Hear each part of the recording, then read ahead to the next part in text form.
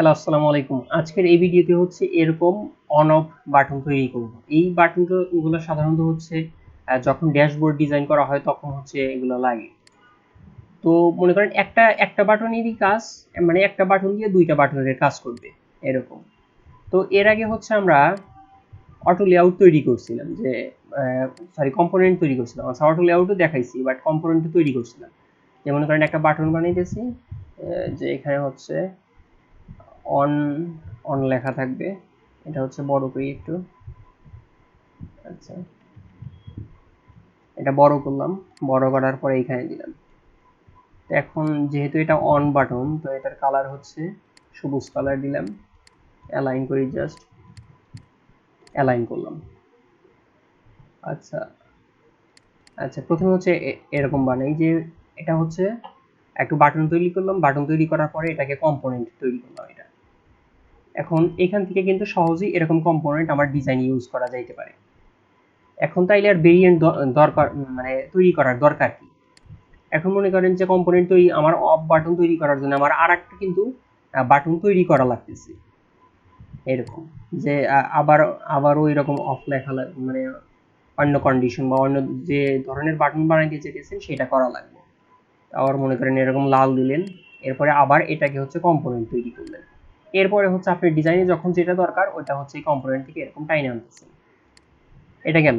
এখন এই কম্পোনেন্ট তৈরি করার প্রবলেম হচ্ছে যে আপনার ডিজাইনে অনেক ধরনের বাটন থাকতে পারে, অনেক স্টেট বা অনেক সাইজের বাটন থাকতে পারে। মনে করেন যে এটা হচ্ছে লার্জ বাটন, এরপরে আবার লার্জ বাটনের আবার অ্যাক্টিভ মোড থাকতে পারে, ডিসেবল মোড থাকতে পারে, মানে হোভার থাকতে পারে, আবার হোভার ছাড়া থাকতে পারে বাটন, আবার মিডিয়াম বাটন থাকতে পারে।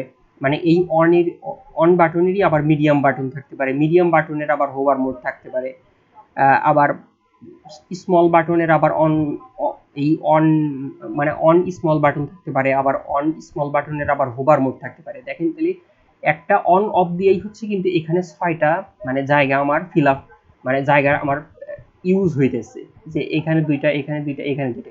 এখন কিন্তু জায়গা বেশি লাগতেছে, বাট আপনি যখন ভেরিয়েন্ট তৈরি করবেন এই অন অফ বাটনে, তখন কিন্তু এই জাস্ট দুইটা জায়গা, মানে এই জায়গাটুকাই মানে ইউজ হইলেই, মানে ইউজ হবে, তখন কিন্তু এই জায়গাগুলা আর দরকার হবে না। তখন কিন্তু আপনার এই জায়গাটাকে সেভ হইল, তখন আবার অন্য কম্পোনেন্টের জন্য আপনি কিন্তু এই জায়গাটাকে ইউজ করতে পারেন। তখন এর ফলে হবে কি, যে যখন আপনি অনেক বড় ডিজাইন করবেন তখন আপনি ডিজাইনে অনেক কম্পোনেন্ট থাকলেও, মানে ভেরিয়েন্ট না বানাইলে কম্পোনেন্ট মনে করেন 100 হবে, বাট ভেরিয়েন্ট বানাইলে কম্পোনেন্ট মনে করেন 40 হবে। তাহলে 40টার ভিতর থেকে আপনার একটা জিনিসপাতি খুঁজে পাওয়া সহজ 100টার তুলনায়। এই জন্য হচ্ছে মানে ভেরিয়েন্ট তৈরি করলে এই সুবিধাটা হয়। এরপরেও আরো কিছু কিছু সুবিধা আছে, সেগুলো আসলে মানে ডিজাইনে ইউজ করতে করতে সেগুলো আসলে ফিল করা যায়। তো প্রথমে হচ্ছে যে আমরা বাটন তৈরি করি, মানে ভেরিয়েন্ট কিভাবে বানাই সেটা দেখি। আমরা যেহেতু অন অফ বাটন তৈরি করব, তো আমরা এরকম একটু বাটন তৈরি করি। যে মনে করেন এটা নিলাম, এটার হচ্ছে রেডিয়াস দিলাম 32 দিলাম, মানে জাস্ট এক্সাম্পলের জন্য যে আচ্ছা বেশি দেই, একবারে ফুললি সার্কেল দেই। এখন হচ্ছে এটা হচ্ছে সবুজ কালার দিলাম, এরপরে একটা সার্কেল দিলাম। সার্কেল হচ্ছে ফুললি হোয়াইট করলাম। এরপর হচ্ছে এখানে ওয়ান লেখা লাগবে, তো ওয়ান লিখি, ওয়ান লিখলাম, সাদা দেই, সাদা, ওকে, সাদা দিলাম। এখন হচ্ছে সবটি ধরলাম, এটা কিন্তু জাস্ট একবার নর্মালি লিখলাম। এরপর হচ্ছে সবটি একসাথে ধরলাম, এখানে এটা কম্পোনেন্ট বানাইলাম, এটা একটা হইলো।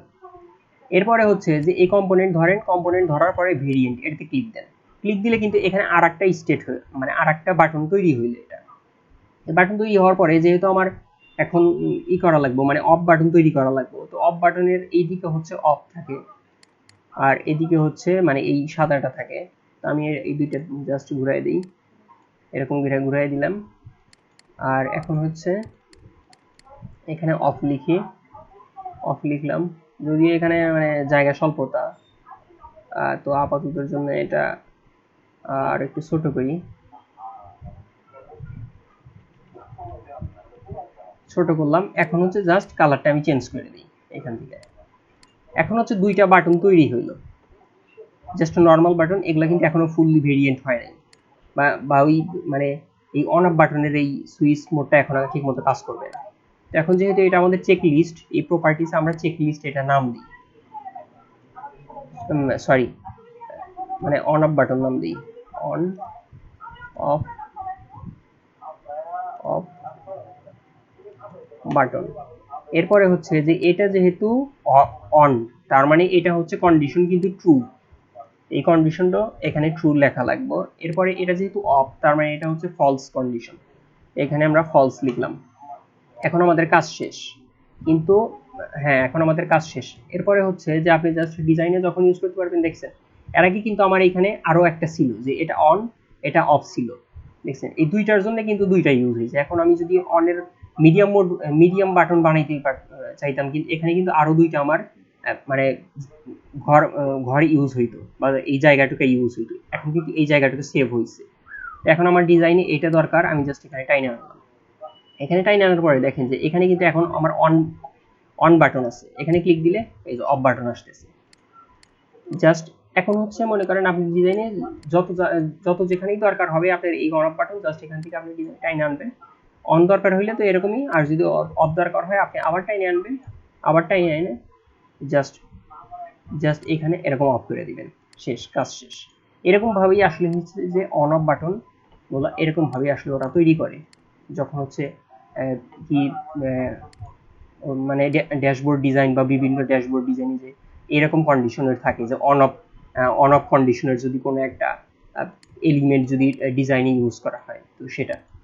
তো আসলে আমি ভেরিয়েন্টের জন্য এরকম স্পেসিফিক একটা একটা টপিকের জন্য আমি ভিডিও বানিয়েছি, কারণ একটা ভিডিওর ভিতরে যদি কয়েকটা টপিক অ্যাড করা হয়, তো ভিডিওটা একটা বড়ও হয়, আবার বড় হওয়ার ফলে আমি আসলে মানে টাইম বেশি লাগতেছে, এটা আমার মাথায় কাজ করে, তখন আসলে আমি খুব কথা সংক্ষিপ্ত করি, খুব কথা তাড়াতাড়ি বলি, তখন হয়তো আমি কিছু কিছু ইম্পর্টেন্ট কথা আমি বাদ দিই, এটা একটা কারণ। আর আরেকটা হচ্ছে যে এক ভিডিওর ভিতরে যদি অনেক বিষয় আমি কভার করতে চাই, তখন হচ্ছে অনেকেই আসলে বিষয়গুলো একটু বুঝতে মানে কষ্ট হয়।